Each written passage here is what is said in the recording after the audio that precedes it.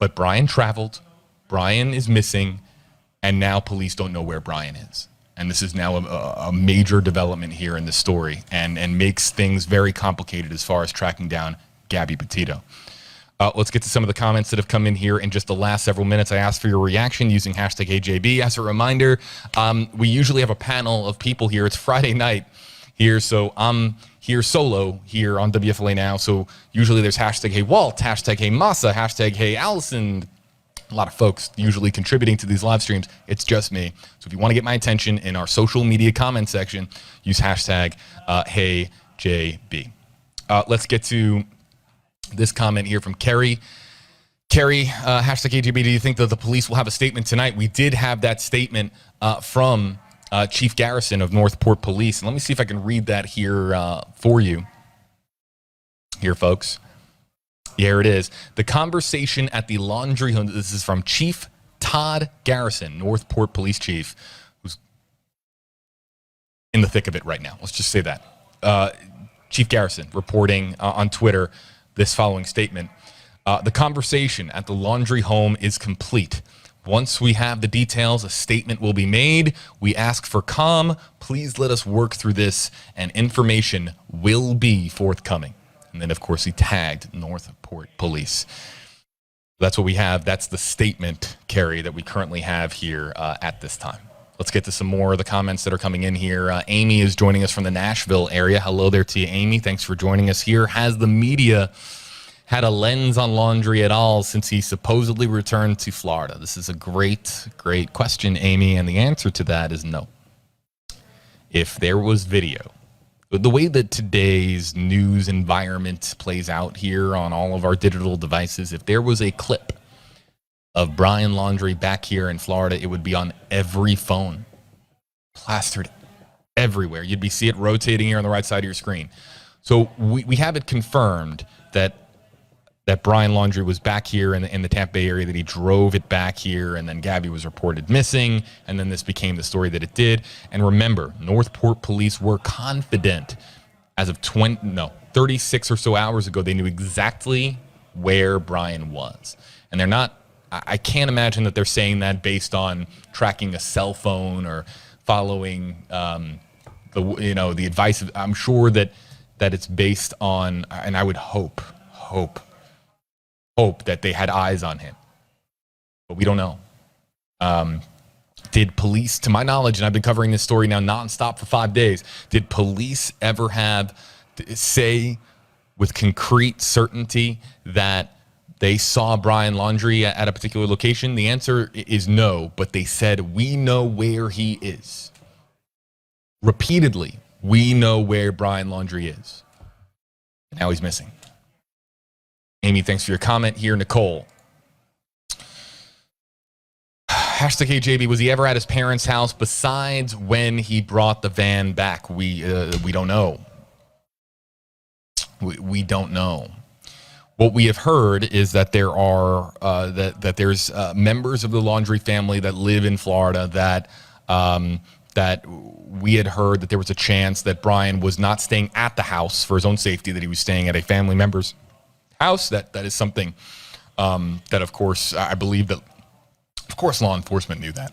That they know the Laundrie family at this point like the back of their hand, as far as knowing all of the particular places that Brian could be, or at least that was the case several days ago. But was he ever at his parents' house besides when he brought the van back? We don't know. By the time that this was on our radar, Brian Laundrie eluded the cameras that are in everyone's pockets, the news cameras that are stationed outside of his house. So was he ever there? We don't know. Well, besides when he brought the van back, we don't know. But the van was there. The van was there, and it was there until police took it. Dana Shepard. Oh, and we're going to throw up Dana's comment here.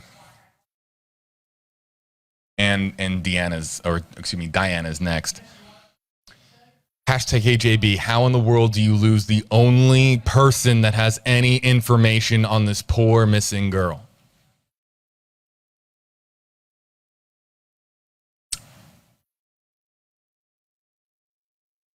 I don't know. This is a big question now. And to Diana's comment here, hashtag AJB, How did they not have multiple feds following his every move? It's not. This isn't good, folks. It's not good. And these questions now, we talk about Florida's finest. We talk about how dedicated members of law enforcement are. But let this be a reminder here, folks. I have close friends that are in law enforcement. Everyone makes mistakes. This is clearly a major mistake by law enforcement. Just there's no way to sugarcoat it. And I think that if you had a law enforcement officer with Northport Police right now on, they would say, yeah, this isn't a bright light on law. This has been a very complicated case from the beginning. But with the entire world knowing about this story, with multiple agencies involved, how did Brian Laundrie get away and slip out of the hands of investigators? Now, let's also keep in mind here that at any moment, law enforcement could say, "Hey, found him. He's here. He's there."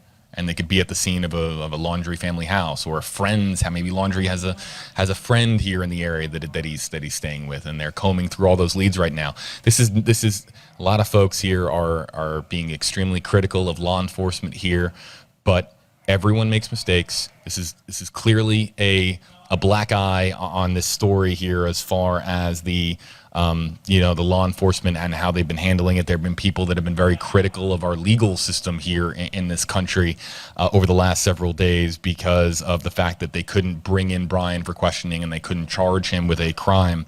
I had just to go over kind of how emotionally invested people are in this story. I don't think that people fully understand some of the stuff that gets thrown our way here in the social media comment section. I had one woman a couple of days ago demanding that Congress rewrite the U.S. Constitution so that Brian can't invoke his constitutional right to remain silent.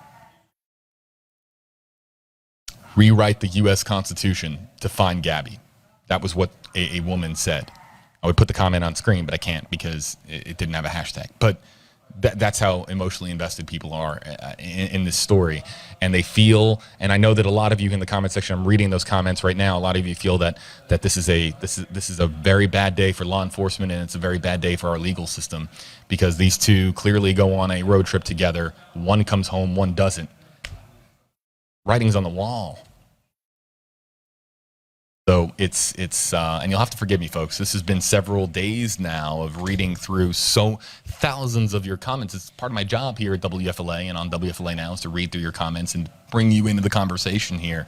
So Diana's comment here as well. This is a comment that a lot of you are asking. No service in Yosemite takes on completely new meaning. No service in Yosemite was the last text message sent from Gabby's phone to Gabby's mother. And Gabby's mother said, this isn't right. Something doesn't add up. This doesn't feel like Gabby.